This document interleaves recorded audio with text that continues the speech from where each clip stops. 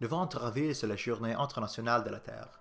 C'est l'occasion idéale pour prendre la semaine et réfléchir un peu sur l'environnement. Et je sais que c'est décourageant. On parle toujours du réchauffement climatique, des changements climatiques, de l'appauvrissement de l'ozone stratosphérique et aux autres changements environnementaux causés par nous. Honnêtement, par nous. Nous sommes coupables. Nous, les gens qui vivent sur cette terre et la détruisent. Il est impossible d'éviter ce sujet et encore plus impossible de le nier. Nous détruisons la terre. Nous le voyons tous les jours aux nouvelles. Nos déchets polluent la mer et ces excès de pollution plastique tuent les baleines, tuent la faune.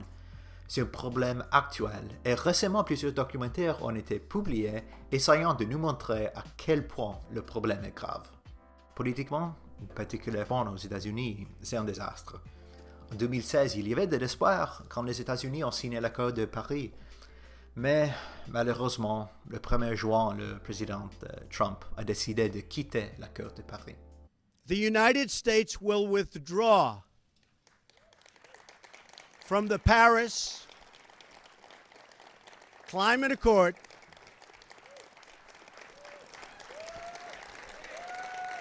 Thank you.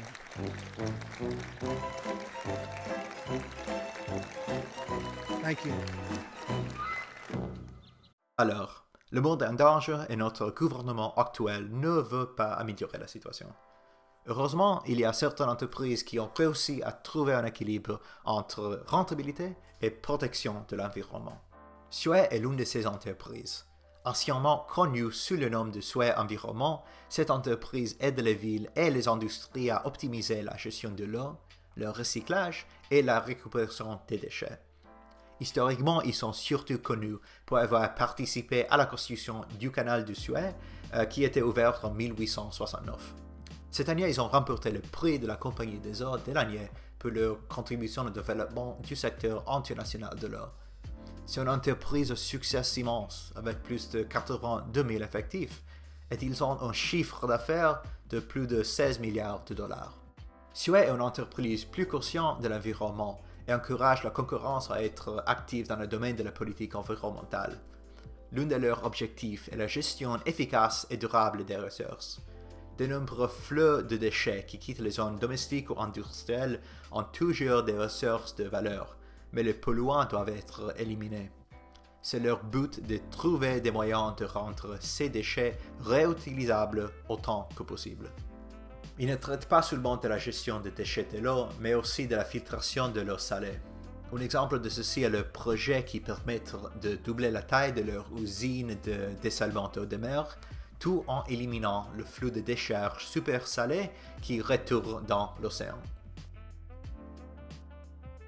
J'ai eu la possibilité de parler à Jason Hawsey, qui est le responsable de la stratégie globale pour Suez, et il m'a expliqué qu'en trouvant un moyen plus efficace et plus sûr de filtrer l'eau de mer, Suez pourrait fournir de l'eau potable sans nuire à la vie marine.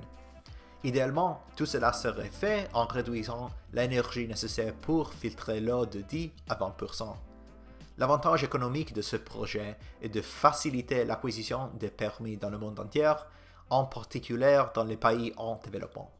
Je ne veux pas du tout donner l'impression que Suez est une entreprise purement altruiste. Ne doutez pas que Suez souhaite gagner de l'argent, mais ils ont les compétences nécessaires pour le faire avec une mission. Ils ont trouvé un moyen de prendre leur technologie et de les appliquer de manière avantageuse pour eux-mêmes ainsi que pour l'environnement, pour la Terre. Et voici où les choses commencent à devenir compliquées. Quelle est la manière meilleure de faire face au changement climatique? Quand j'ai parlé avec Jason Hawsey, il m'a dit « J'ai souvent dit que les entreprises, le capitalisme en fait, est la seule force suffisamment puissante pour gérer les maigres problèmes du changement climatique et de la pénurie d'eau. Toutes les absurdités gouvernementales, c'est-à-dire la politique en général, contribuent à inciter et à mettre en place des réglementations pour promouvoir le bien commun. Mais elles doivent simplement s'en tenir à cela et laisser le moteur de la fabrication de l'argent franchir les frontières et résoudre les problèmes. » Je ne sais pas si je suis d'accord avec ça, et je n'étais pas du tout avant de lui parler, mais peut-être qu'il a raison. Il semble que les responsables, les politiciens soient totalement incapables de traiter ce problème sérieusement. Ils sont soit trop stupides, trop religieux ou trop fidèles à leur parti politique pour assumer leurs responsabilités et agir. I asked the chair, you know what this is? It's a snowball. And that's just from outside here. So it's very, very cold out, very unseasonal. So here, Mr. President, catch this.